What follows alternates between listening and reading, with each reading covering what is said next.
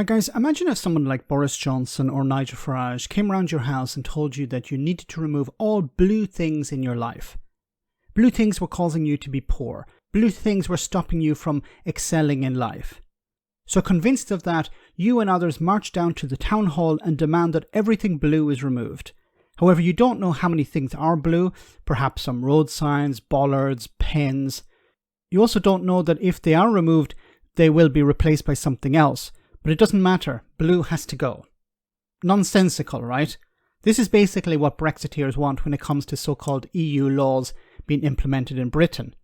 Have a listen to this caller not understand reality.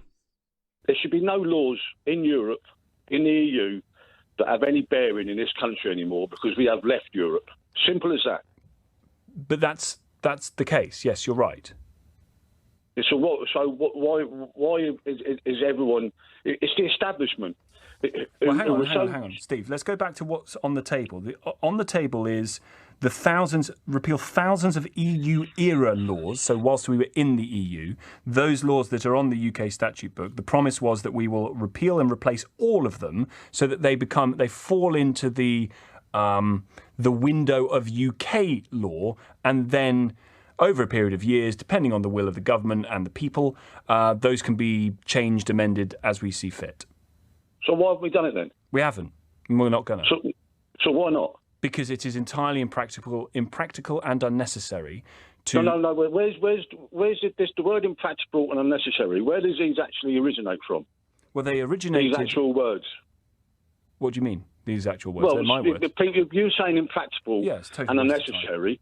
Now, why are they impractical? You can't just say that without giving some sort of, credence to that word. Okay, that's a good point. 4,000 pieces of legislation are interconnected, intertwined, have consequences of unwinding that can't actually be known. They're sort of unknown unknowns.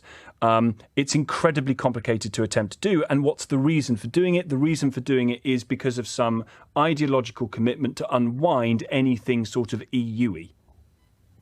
Yeah, but I still, all I'm hearing, again, is conjecture. I'm not hearing any sort of solid evidence why we cannot do it. A lot of Brexiteers in the civil service, in the Conservatives, in the Labour government, in the Westminster bubble, they will do anything, and they have done everything in their power since day one to discredit Brexit. But Steve, Rishi Sunak voted to leave. He's a Brexiteer. He's been arguing for it since he was in short trousers. If one person's going to do it, he's your guy, and they're deciding not to. I'm not being funny. I've seen the Conservative Party since Boris Johnson turn itself inside out 3 times. Who's a Brexiteer who hasn't let you down? I've got to admit it. I know people are going to say, "Well, you're talking nonsense," but I'm afraid Johnson was the one. If he stayed in, if he didn't behave like he did and let people behave like they did, then I believe we'd have been a lot further down the road. So Boris Johnson, who lied to you, is the guy who would have got Brexit done. The guy who said he would get Brexit done. If you gave him a mandate, he would get Brexit done. He didn't get Brexit done. And your answer is, well, if we had given him more time. How much time did he need? He said as soon as we leave, everything would change. So that was a lie. But anyway, let's get to the main point here. This thing about EU laws. So the UK, when it was a member of the European Union, it was part of the process of writing these laws. These laws were then implemented in respective parliaments. So it started out as EU law, but then it became British law. Here's an example. Okay, this is an old example, but it was when the UK was still a member of the European Community or Economic Community at the time, back in 1987.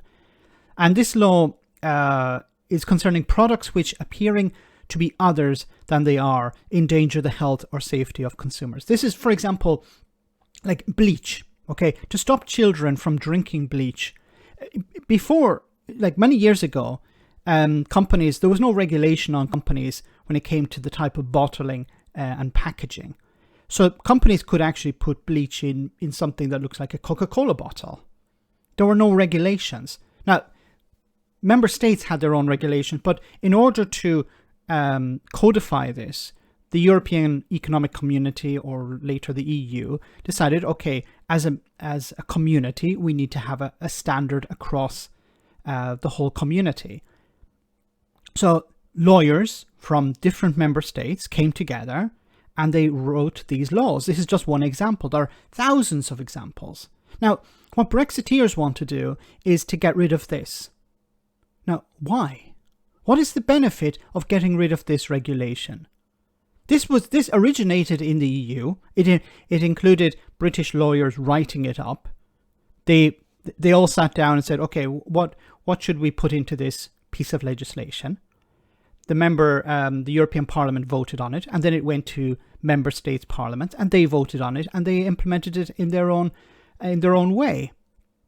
Now, of course, there's another issue here when it comes to EU law, whether they're actually implemented or not, or enforced. Actually, if they're actually enforced is another problem. But if the UK said, okay, we're happy with this piece of legislation, we send it to our parliament, the parliament votes on it and implements it in British law, why do you have a problem with it? See, this needs to be the question asked of Brexiteers. Name us a piece of legislation that you have a problem with. Is there a Brexiteer watching this who has a problem with this piece of legislation here? I'll leave a link in the description so you can check it out, all the details of this piece of legislation.